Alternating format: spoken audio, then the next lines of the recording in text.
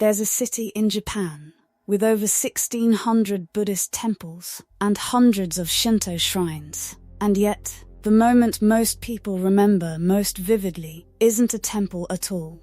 It's a narrow wooden alley at dusk, the sound of a shamisen drifting faintly from behind a paper screen, and a woman in white makeup and an elaborate kimono disappearing around a corner before you can even fully process what you just saw. Kyoto was the capital of Japan for over 1,000 years, and unlike almost every other major Japanese city, it was deliberately spared from bombing during World War II, which means you're not looking at a reconstruction here. You're looking at the real thing, still standing, still functioning, still keeping traditions alive that predate most countries on Earth.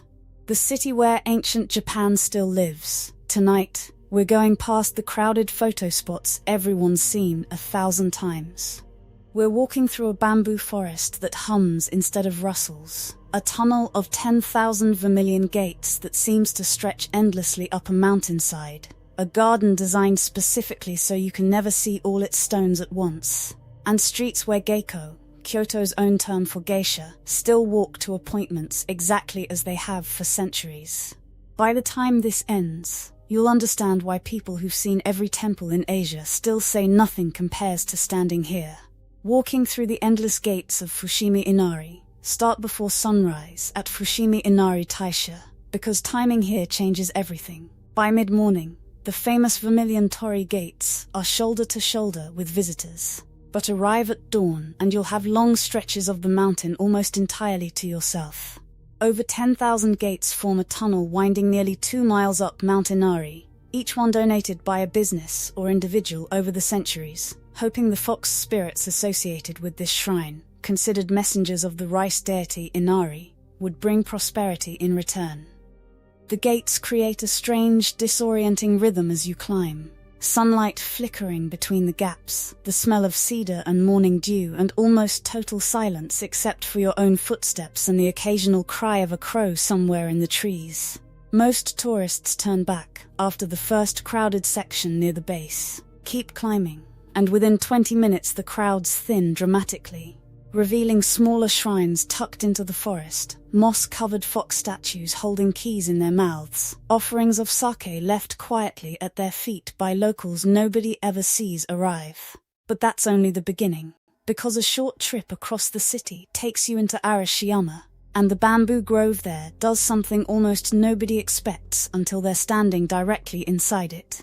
Thousands of bamboo stalks rise 50 feet or higher on either side of a narrow stone path, so dense that sunlight breaks into scattered fragments on the ground below. It's not just visually strange, it's acoustically strange too.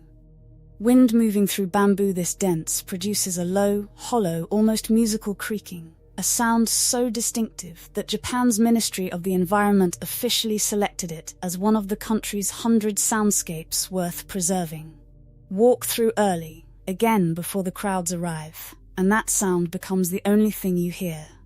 An entire forest quietly creaking around you like it's breathing.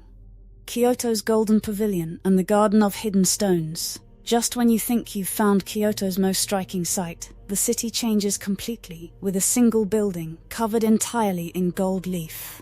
Kinkakuji, the Golden Pavilion, sits at the edge of a reflecting pond. Its top 2 floors covered in real gold leaf that catches the light differently depending on the season and the angle of the sun. Sometimes blinding, sometimes soft and almost liquid against the water below. Here's the detail almost no one knows walking up to take their photo. The current building isn't actually the original. In 1950, a young monk suffering from severe mental illness burned the centuries-old pavilion to the ground in an act that shocked the entire country. An event so significant it later inspired a novel by Yukio Mishima. What stands today was meticulously rebuilt just 5 years later, and the gold leaf was reapplied even more thickly than the original in the 1980s. Meaning the postcard perfect image everyone photographs is, in a strange way, both ancient and remarkably recent at once. There's one garden nearby that works on a completely different kind of logic, one built entirely around what you can't see. At Ryonji, 15 carefully placed rocks sit arranged across a rectangle of raked white gravel and according to the traditional design. No matter where you sit along the viewing platform, you can only ever see 14 of them at once. Nobody knows for certain why the 15th stone always stays hidden from any single vantage point, though centuries of visitors have offered their own theories. Some say it represents the impossibility of true enlightenment. Others believe it simply reflects the imperfection built intentionally into all things. Sit here in silence for even a few minutes, and something shifts. The absence of anything to actively look at forces your mind somewhere quieter, which is, most historians agree, exactly the point of a Zen garden built this way in the first place. The secret world of Gion after sunset. Just when you think you've experienced Kyoto's spiritual side fully, the city pulls you into something far more mysterious after dark. Head into Gion, the city's most famous geisha district, right around dusk, and if you're patient and lucky, you might catch a glimpse of a Maiko, an apprentice geisha. Hurrying between appointments in elaborate silk kimono and traditional wooden sandals called okobo, her white painted face and elaborately styled hair catching the light from paper lanterns lining the street. Becoming a full geiko typically takes 5 or 6 years of rigorous training in traditional dance, music, and conversation. And Kyoto remains one of the last places on Earth where this centuries-old profession genuinely still exists. Not as performance for tourists, but as an actual, functioning part of the city's cultural and business life.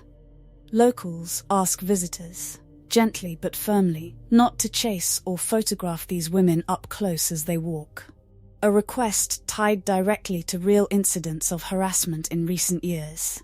A small but important reminder that what you're witnessing isn't a show, it's someone's actual profession and daily commute.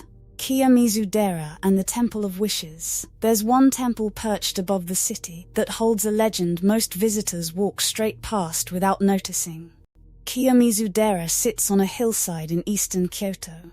Its main hall built on a massive wooden stage supported entirely by pillars, constructed using an interlocking joinery technique that requires not a single nail. The stage extends dramatically over the forested hillside below, offering a sweeping view across the city that's especially striking in autumn, when the surrounding maple trees turn deep red and orange against the temple's weathered wood. The phrase "jumping off the stage at Kiyomizu" actually became a Japanese idiom for taking a huge risk, dating back to an old belief that surviving a genuine leap from the platform, which some desperate visitors historically attempted, would grant a wish. Just below the main hall sits a smaller shrine dedicated to love and matchmaking, where 2 stones sit exactly 18 meters apart. And tradition holds that if you can walk from one to the other, with your eyes completely closed, without veering off course, your romantic wish will come true. Watch for a few minutes on any given afternoon, and you'll likely see someone, tourist or local, arms outstretched, eyes shut, shuffling nervously across the stone path, while friends laugh and quietly guide them back on track. A city where history never stopped living, so maybe what makes this city unforgettable isn't really the 1,000-year-old buildings at all. Maybe it's realizing that everything you're witnessing, the gates, the gardens, the geiko disappearing around a corner, is still actually being lived, not preserved for your benefit, but simply continuing exactly as it always has, whether anyone happens to be watching or not. If this journey inspired you, don't forget to like the video, subscribe, and tell us in the comments which destination you're adding to your bucket list.